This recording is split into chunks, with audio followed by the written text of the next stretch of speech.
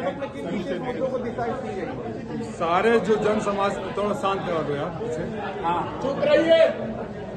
सारे जन समस्याएं, पहला मुद्दा था स्वास्थ्य का, जिसमें डॉक्टरों का private practice, referral centre, duty पर टाइम से नहीं आना। हमने मड़ियाव का ऑनलाइन चेक भी किया, उसमें मोहम्मदाबाद का के डॉक्टर गायब पाए गए, उनके खिलाफ कार्रवाई करने का निर्देश हुआ। यहाँ के सरकारी डॉक्टर प्राइवेट प्रैक्टिस न करें और रेफरल सेंटर न इस्तेमाल करें, इसको सुनिश्चित करने के लिए और एक कमेटी बनाकर जांच करने के लिए कहा गया है एडीएम को कि वहाँ डॉक्टर बैठते हैं या नहीं बैठते हैं, दलालों की एंट्री बंद होनी चाहिए और जो डॉक्टर न बैठे उनके खिलाफ कार्रवाई होनी चाहिए। सांसद जी, कई जगह स्वास्थ्य विभाग के कर्मचारी जो हैं वो सैलरी लेने घर पे रह रहे हैं सेटिंग करके। इसके लिए जांच के लिए हमने दिया है आदेश और एडीएम के नेतृत्व में कमेटी बैठेगी, वो जाएगी। दूसरा मुद्दा जो आप लोग जानते हैं, आप लोग रोज उठाते रहते हैं, बिजली विभाग का था स्मार्ट मीटर का। मैंने सदन में माननीय ऊर्जा मंत्री भारत सरकार का वो सदन में दिया गया वो बयान पढ़ वीडियो चला कर सुना दिया कि जो स्मार्ट मीटर है वो ऑप्शनल है, उसको कंपलसरी नहीं किया जा सकता। मैं कहूँ तो आपकी सुविधा के लिए आपके सामने भी चला दूं। तो क्या इस पे कोई निर्देश जारी हुआ है?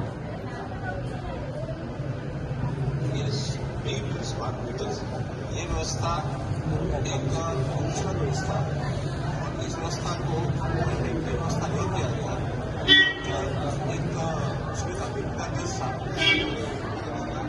कुल मिला के ये एक ऑप्शनल व्यवस्था था जिसमें बिना आपकी सहमति के स्मार्ट मीटर नहीं लगना चाहिए था, लेकिन ये भ्रष्टाचार का एक बहुत बड़ा नमूना है कि भारत सरकार का मंत्री पार्लियामेंट में खड़ा होकर कहते हैं, मुझे अपने शब्दों को करूं कि ये ऑप्शनल व्यवस्था है, कंपलसरी नहीं है, लेकिन जीएमआर कंपनी को, जो प्राइवेट कंपनी को फायदा दिलाने के लिए यहाँ के अधिकारियों ने उसे कंपलसरी लगवा दिया।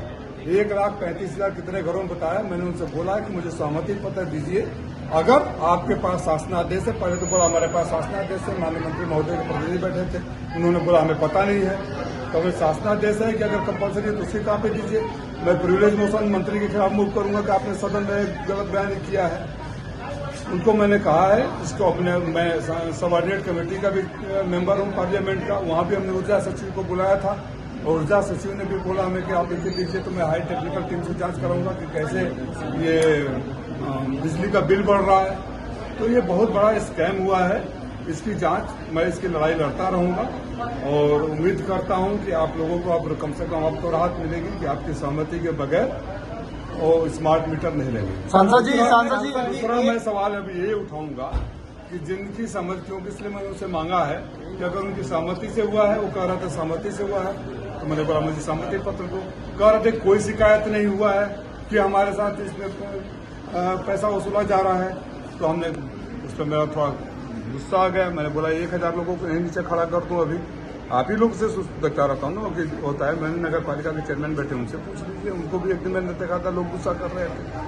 स्मार्ट मीटर जिनका बुनकरों का लग चुका है, वो परेशान है, काफी परेशान है, उसका क्या हल निकलने वाला है? इन्होंने ये कहा, नहीं वो तो जब सरकार हमारी बदलेगी तो हम उसका समाधान करेंगे। सरकार से क्या आप उम्मीद रखेंगे, लेकिन मैं आपका सांसद हूं तो आपकी लड़ाई लड़ूंगा। इसीलिए मैंने इनको पैतरेबाजी को मैं समझता हूं। मैंने कहा कि अगर सहमति है तो सहमति पत्र दीजिए, देखता हूं इनका क्या जवाब। सांसद जी, आप आज दिशा की बैठक में आए हैं, आपकी गाड़ी को प्रोटोकॉल नहीं मिला, बाहर खड़ी की गई है। क्या हुआ? आपकी गाड़ी प्रोटोकॉल नहीं मिली, बाहर खड़ी है, पोर्च में नहीं खड़ी। प्रोटोकॉल का क्या मतलब है?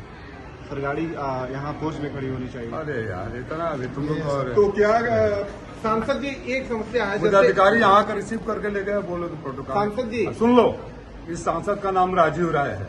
किसी की हैसियत और हिम्मत नहीं है कि मेरे साथ ऐसा कोई दुस्साहस कर दे कि मेरे सम्मान को ठेस पहुंचा दे।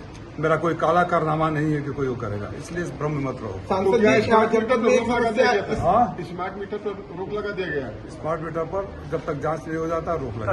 कसारा मार्ग पे जो पैसा उतार लिया गया, मैंने बताया, उससे उठाया कि 16 लाख रुपया कहाँ खर्च हो गया है, किसको दिया गया, उसका विवरण 48 घंटे में मैंने मांगा है। स्मार्ट मीटर सांसद जी अचानक माइनस में चला जा रहा है, जिसके बाद हजारों हजार रुपए बकाया और रिचार्ज करने को काट लिया जा रहा है। उस पैसे का कहीं पता भी नहीं लग रहा है। वही टेक्निकल टीम यही नहीं तो केबल बिछाए गए हैं। मुझे मेरे पास वीडियो आया कि जगह जगह आग लग रहा है वीडियो में, पटाखे जैसे फूट रहे हैं। पटाखे जैसे फूट रहे हैं, 40 पटाखे हो गए, वो केबल नहीं हुआ। तो भाई मैं चुना हुआ सांसद हूँ, इतिहास में सबसे ज्यादा मतों से चुना हुआ सांसद हूँ, और मुझसे अगर कोई अपेक्षा करे कि जनता के दुख दर्द को मैं नहीं उठाऊंगा ये सोचकर कि अमुक को बुरा लग जाएगा या अमुक फेसबुक पर कुछ लिखना शुरू कर देगा, उससे मुझे कोई फर्क नहीं पड़ने वाला। मैंने जिस लायक आप लोगों ने बनाया है, घोषित के मालिकों के लिए मैं समर्पित हूँ।